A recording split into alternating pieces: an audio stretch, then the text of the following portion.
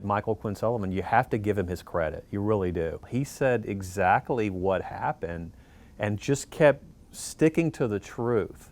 And now, I mean, he took down a speaker with a recording.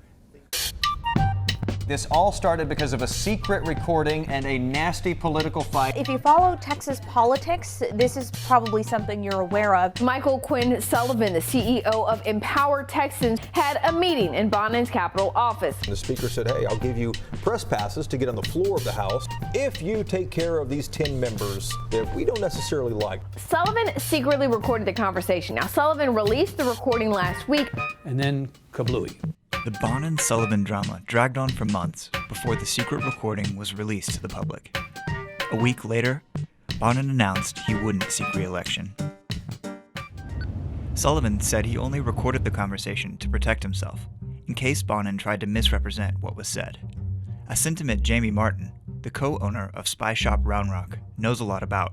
We have a lot of people that will walk in here and they'll ask us, what's my best defense? And I always say, well, bring an audio recorder with you. If you have an audio recorder, it's not a he said, she said. You have proof of what was actually being said to you. All this stuff here is audio recorders. They basically look like little flash drives that you could put pictures on. We do have some pens that do audio. Yeah, and I mean, this would just fit, in a shirt pocket. You wouldn't know anybody was recording you. In Texas, it's legal to record people without their knowledge, as long as one party agrees, even if that one party is the person recording. This means that secretly recording lawmakers in their offices, like Michael Quinn Sullivan did, is not against the law. But a few years ago, Texas legislators tried to change that. It started with a mysterious group who showed up at the Capitol, calling themselves the American Phoenix Foundation. Are you guys journalists or activists? How would you define yourself? I forget. So in 2015, during the legislative session, these people from American Phoenix sort of fanned out around the Capitol, and very quickly everyone came to understand that they were secretly recording. It wasn't just audio, it was video.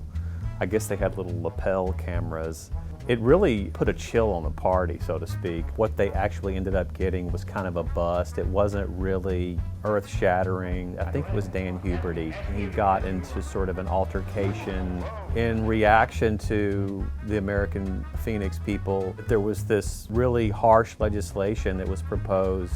But chasing people back and forth between offices, sneaking up on people, this is a dark and evil force that's on us now. Hi, Mom. The measure would have clamped down on secret recordings of lawmakers at the Capitol, but it failed to become law. It's easy to imagine that lawmakers might not want to be recorded while they're doing business.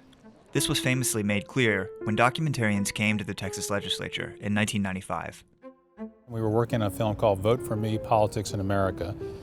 Basically the sequence with Senator Ellis on the floor of the state legislature is probably something that almost everybody in Texas politics is aware of because of the fact that he was wearing a mic, and we got, pretty much how people were actually responding to each other on the floor of the legislature.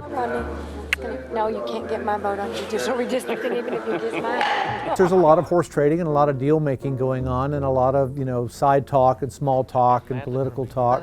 And he's sitting there with a lapel mic and nobody knows he's mic'd. The chemistry is going to get bad later as we go on. My nuts cut off. We're not going to let them cut you. And we began listening, we're going, oh my gosh, this is amazing. And it's not amazing because people are saying horrible things or revealing themselves. It was amazing because you actually heard legislators dealing with each other as other human beings. Hours and hours of hard work you did back there. You Texan. Thank you. Thank you very much. And when it came out that he had done that, he was a pariah on the floor of the Senate. It's a closed club, and it's a club that's based on trust, and he violated the trust. Yeah, there was a lot of negative reaction afterwards from people that were in the film. Well, I think they were angry at us, and I tried to take as much blame as I possibly could. But at the same time, it's a really fabulous sequence. It's showing how the sausage is made in a way that I think is very accessible. Both of these situations, the Ellis situation and the conversation between Bonnen and Sullivan, were surprising and revealing because of the difference between what people do when they know you're watching and what people do when they don't think you're watching. There are a lot of things that have changed in the last 20 or 30 years with recording technology, with the media, but the nature of politics has not changed at all. And politicians have been doing secret things for years. I mean, look at the Watergate tapes. You know, this is cat and mouse. The people trying to keep secrets and the people trying to learn those secrets have been in a race since the dawn of time. The recording that Michael Quinn Sullivan made of Dennis Bonnen demonstrates that there are areas that really need some sunlight. And it's really an indication of the power of the truth if you can demonstrate it. If you do harm to people, why would anybody let you get near them? Will anybody ever talk to Michael Quinn Sullivan in the future without patting them down first? I think it's really easy to make somebody look bad. Okay, what's really hard is to make somebody look the way they actually are. Every hand you shake,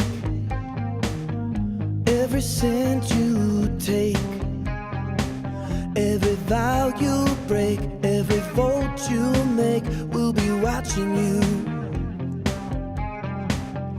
Every single day, every word you say, every game you play, every time you stray, we'll be watching you.